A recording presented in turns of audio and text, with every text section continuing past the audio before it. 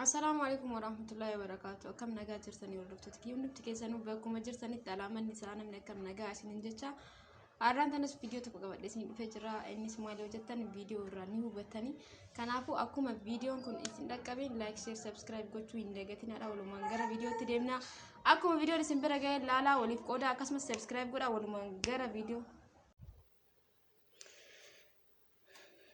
Akkuma argitan kana qurunfudii bunaa yookaan qarafa ni fayyadama. Qimamis shaayii xiqqoo foolii isaatiif. Itti aansuun abisuuda gurraachaa akkuma argitan kanatti qulqulluu ta'uu qaba. Isallee ni fayyadama. Haaluma kanaan meeshaa barbaadanitti bulleeffachuu dandeessanii garuu hedduu bulleessuu baattanis rakkoo hin qabu. Hanga tokko osoo caccabee yookaan osoo hororamee irra filatamaadha. Kanaafuu akkuma argitan kana fal'aana tokko fayyadama. Qurunfudiin walirra tattaa'a waan ta'eef baay'ee isinitti fakkaatu danda'a haala kanaan. Garuu fal'aana tokko guutuu fayyadama jechuudha. Akkuma argitan kana absuuda kanallee fal'aana tokko fayyadama. Isin hanga barbaadan mana keessanitti qopheeffachuu ni dandeessanii. Ani isaan lachuu fal'aana tokko irraa fayyadama. Erga kana gooneen booda ni daakna yookaan ni bulleessinaa jechuudha. Kunoo kana fakkaataa mooliin isaa lamaanuu erga walitti naqeen booda ni bulleessaa. Kunoo erga daakeen booda haala kana fakkaataa akkuma argitan kanatti hororameetiin jira. Akkuma mul'atu kana kanaafuu isaan lamaan walitti gooneetiniin ka bulleessine kana waliin affeella jechuudha yookaan ni bilcheessina daqiiqaa muraasaaf. Waan barbaadanitti fayyadamtanii bilcheessuu ni dandeettanii. As biratti dibata isin ittiin hojjetu qabdan dibata yeroo kaan rifeensa keessanitti dibattanii ofirra tursiistanii osoo ta'e filatamaadha. Maaliif dibata kana yeroo hojjennu akkuma argitan kana fayyadameetiin jira. Nurra yoo ture rakkoo hin qabu waan ta'eef dibata yeroo kaan dibannee ofirra tursiisne osoo hojjettanii bareedaadha jechuudha. Haaluma kanaan kareef itti daanne kana itti naqaa. Fal'aana kana lama jechuudha yeroo daakames kunoo.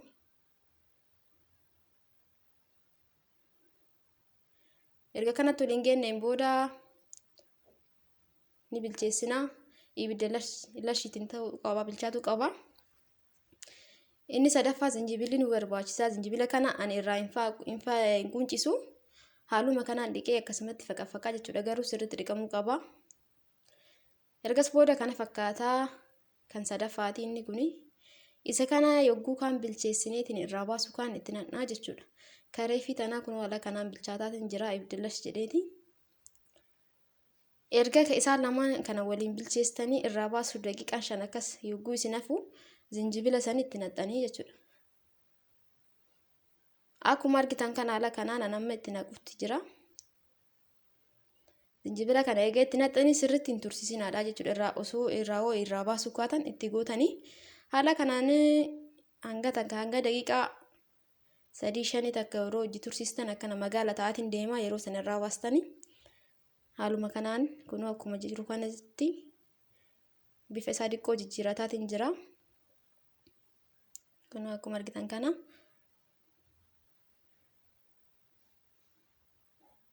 Haala kanaan erga inni qorreen booda kunoo kana fakkaataa.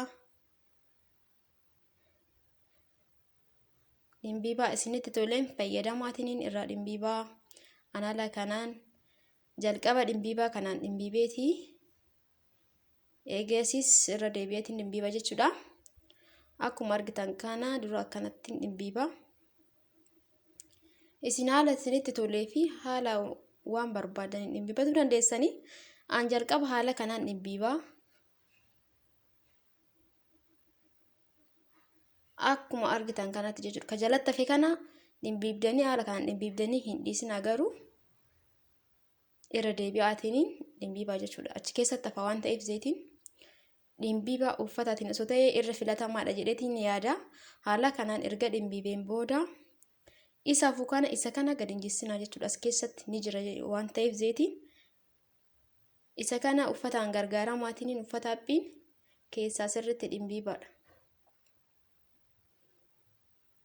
An eega jalqaba kanatti keessaa dhimbiibeen booda isa lammataa kana uffata haphii gargaarameetiin sirriitti keessaa dhimbiibee baasaa zeetii wajjin jissuu hin qabdanii haala kanaan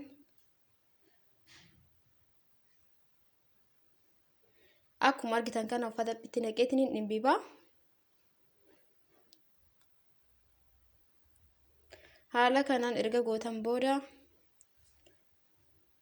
sirriitti keessaa cuunfuu qabdanii.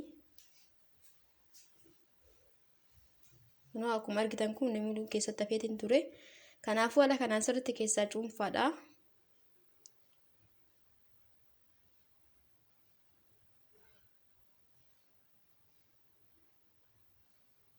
Sirriitti haala kanaan qopheessanii mana keessan keessatti fayyadamuu ni dandeessanii. Jijjiirama guddaadha qaba. Kaan isiniin jedhu caalaa immoo ofii keessanii dalagdanii ji'a tokko guyyaa jalqabdan san irraa haga ji'a tokko laaltanii bu'aa isaa isinummaan ni argitan jechuudha. Kana fakkaataa gubbarratti hafee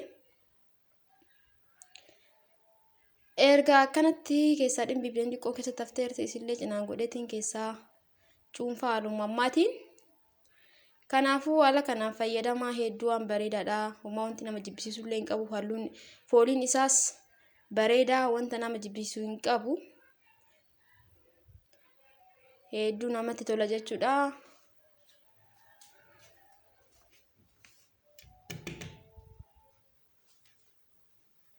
Kunoo kana fakkaataa dhimbiibeetiin jira. Kunoo zayita hedduu namatti toluudha. Halluun isaatis kun mul'atu kana ka jalatti hafee kana suuta jedhaatiin dhiqatti yoo garagalchattan wajjin akkasiin jalaa ittiin seenne gubbarratti suuta jedhaatiin haala kanaan irraa naqadha jechuudha.